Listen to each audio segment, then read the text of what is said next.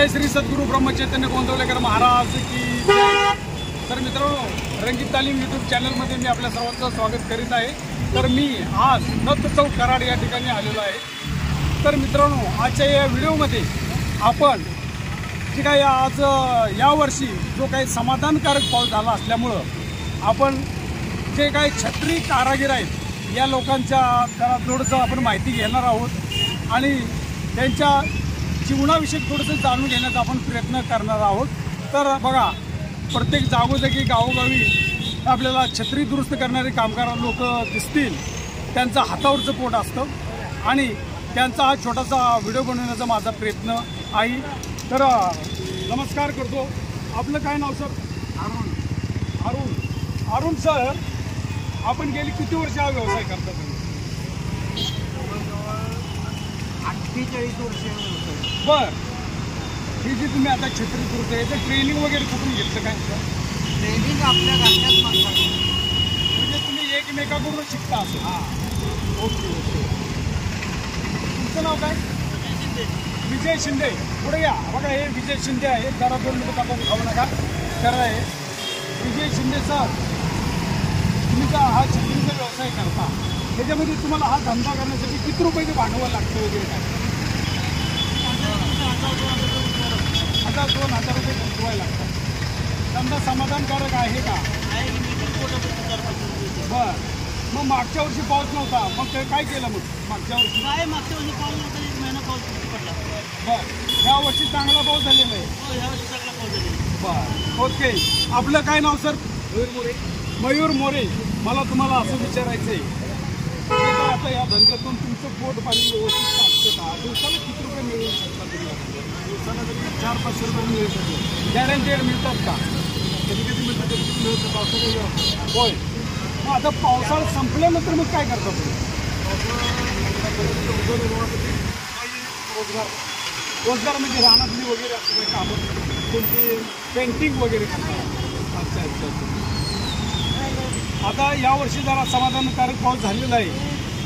आता तुम्ही एवढे जण एका ठिकाणी सगळ्यांना व्यवस्थित कामधंदा मिळतो का?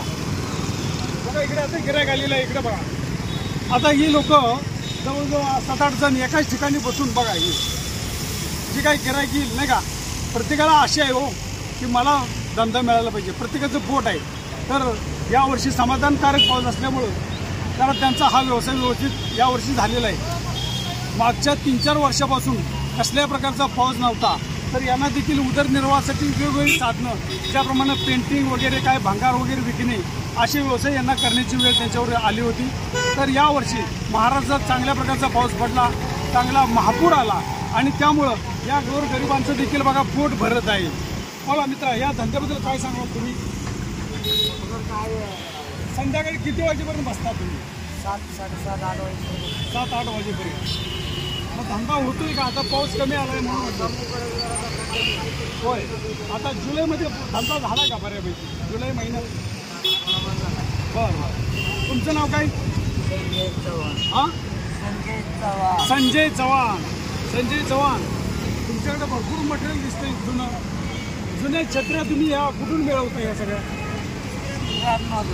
स्क्रॅपमधून येतात किंवा गिऱ्हाईक तुम्हाला देत असेल जुन्या छत्र्या, त्याचं मटेरियल काढून तुम्ही नवीन पण मटेरियल आणावं लागतं का? काही नवं मटेरियल काय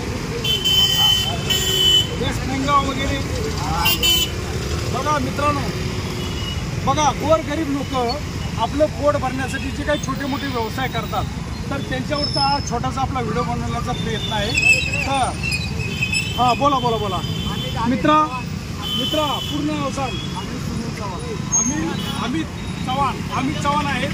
तर बघा, ही जी छत्री आता तुम्ही करताय, या छत्रीचे किती रुपये, काय काम केलं? 40 रुपये। बरं, गाडी बसवायची चाललेली आहे। तर ही जे काही तुम्ही कामं करता, ही मजबूत कामं होतात का? तुम्हाला याची कामाची गॅरंटी देता येते का, असं मला म्हणायचं? बरं, म्हणजे कसं आहे, लोकांचे बाबा पैसे तुम्हाला मिळणार आहेत, त्यांचं समाधान वाटलं पाहिजे, बरोबर आहे का नाही?